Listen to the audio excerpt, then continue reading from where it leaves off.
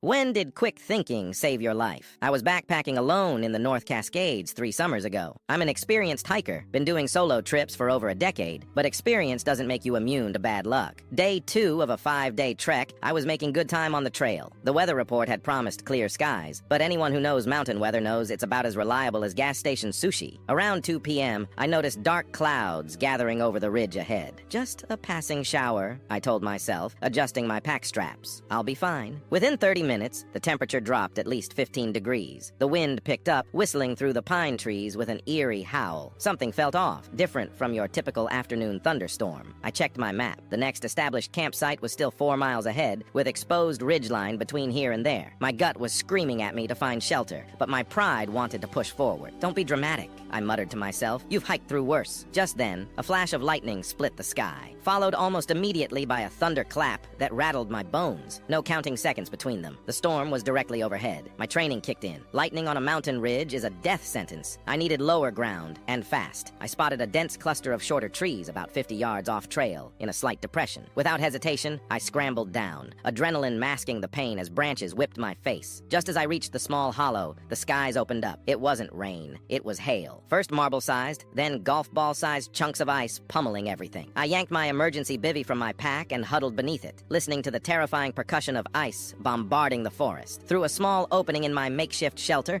I watched in horror as a massive pine about 200 feet away exploded with a blinding flash. The crack was deafening. Splinters of wood flew in all directions as the lightning found its target. That could have been me, I whispered, my voice trembling. That would have been me. The storm raged for nearly 3 hours. When it finally subsided, I emerged to a transformed landscape. The trail I'd been on was now littered with fallen trees and branches. One massive trunk lay directly across the path where I would have been walking had I continued. As I hiked out the next morning, abandoning my planned route, I encountered 2 forest rangers heading up to assess storm damage. "You were out here yesterday?" one asked, eyes widening. "We recorded over 70 lightning strikes in this area. Got reports of 3 hikers injured up on Cascade Pass. Almost made a really bad decision," I admitted. "Something told me to get off the trail when I did." The older ranger nodded solemnly. "Smart move. We're still trying to reach a guy who was reported overdue. His last known location was that ridge you were heading toward. Later, I learned they found him. He hadn't been as fortunate."